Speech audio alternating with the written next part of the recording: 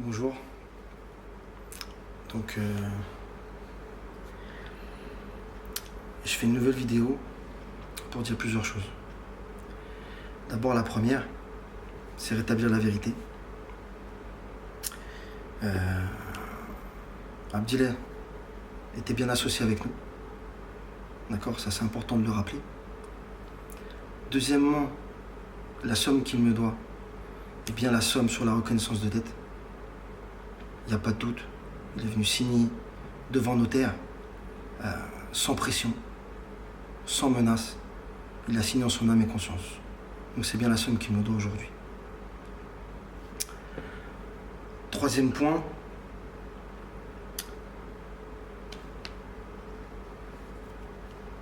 il n'a toujours pas payé. C'est important que je le rappelle, parce que j'ai entendu dire qu'il annonçait qu'il avait réglé ça avec moi, c'est pas vrai. Il n'a ni payé au tribunal, ni payé à moi la somme qu'il me doit. Zéro, rien du tout. Donc, ça c'était pour établir cette vérité. Sa vérité. Au niveau juridique, je voulais faire un point aussi. Donc, il a été condamné en première instance, donc à payer 1,5 million de dirhams, l'équivalent d'environ 140-145 000 euros, ou alors il va en prison. Il avait 10 jours pour le faire. Malheureusement, les 10 jours sont dépassés depuis un moment déjà. Mais ce que je ne savais pas,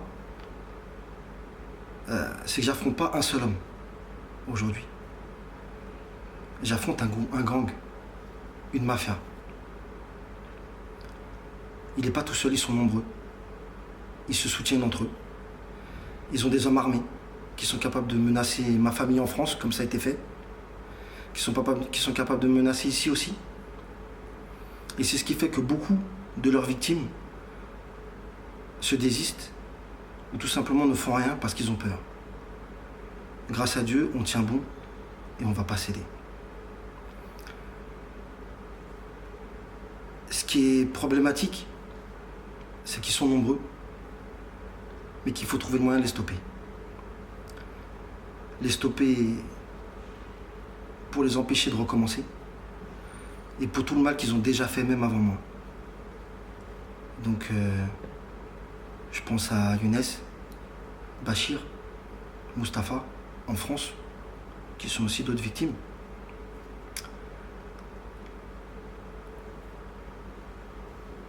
Mais là, aujourd'hui, je suis dans une impasse.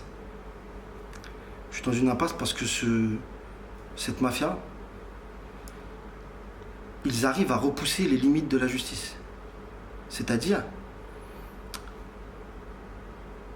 ils produisent des faux arrêts maladie pour repousser les délais même de la cour d'appel. C'est-à-dire qu'ils sont censés être malades. Donc Abdillah Ould-Datou était censé être malade. Or, il avait le Covid, mais il jouait au foot. Il était vu en train de jouer au foot avec ses amis.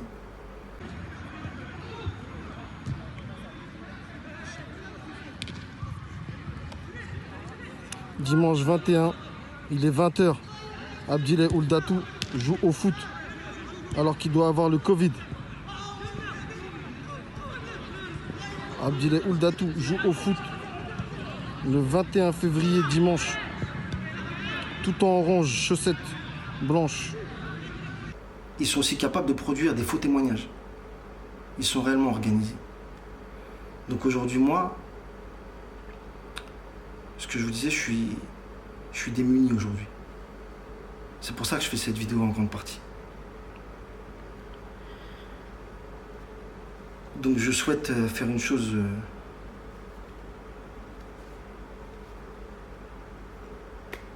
que je ne pensais pas avoir à faire ou devoir faire.